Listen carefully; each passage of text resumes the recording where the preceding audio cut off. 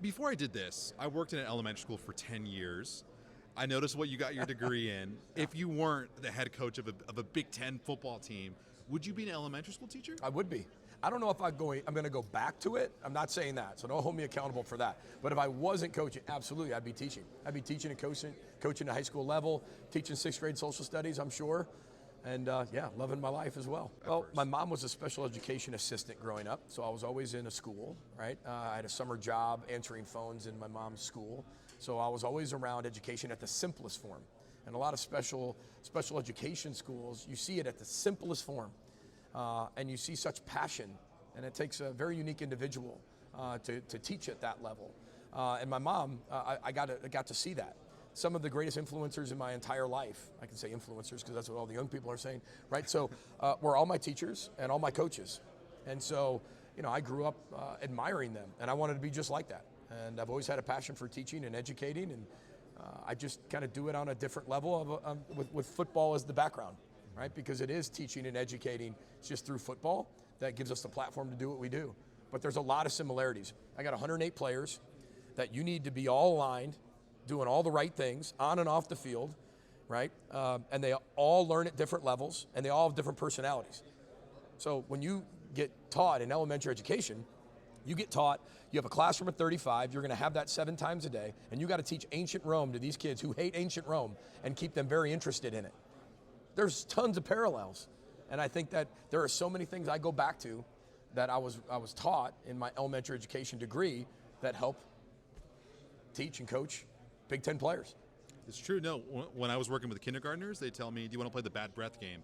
And then I say, "What's a bad breath game?" And then they just breathe in my face, and it was really stinky breath. Anyways, Coach Eck, you mentioned the relationship. Can you just talk about the kind of origins of that, of when you guys were cross paths, so to speak? Yeah, I mean we crossed paths earlier when I was at Minnesota. I've had a ton of respect for what he's always done as a play caller, and then being at Idaho, and then going to New Mexico. I mean, you could just see the players he brought, and it's very, very difficult to do what he just did.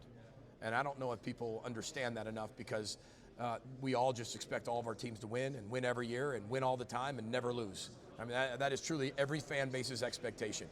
And I know Richard Pitino really well. And so we actually got a chance to go to a Lobos basketball game in the Mountain West Conference tournament to support Richard last year. And you talk about passionate fans.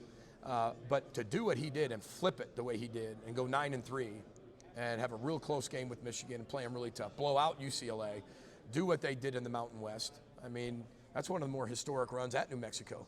And he did it like that.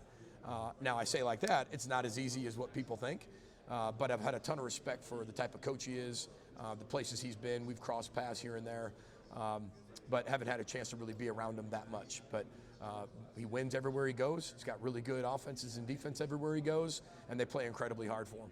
And then, I'm just kind of curious about this as a guy in the outside looking in.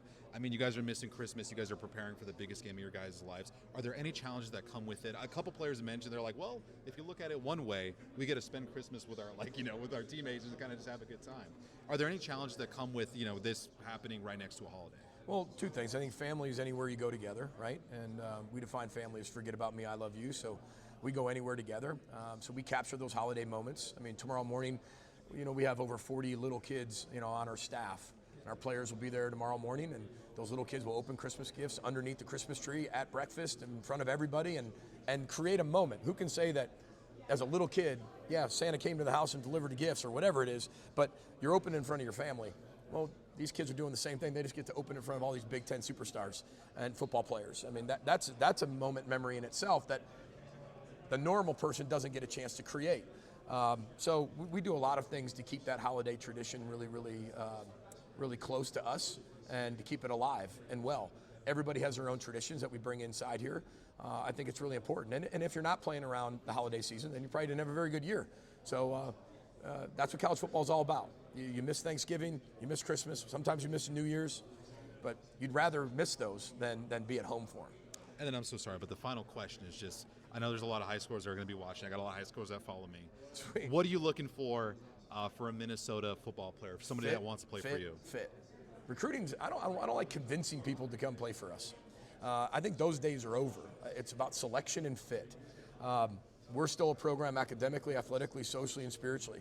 And then there's a business side to that you're going to learn all types of things. It's truly a life program. And I think that we have made that even more important than ever. We haven't ran away from it. I think a lot of programs run away from that and make it just business now.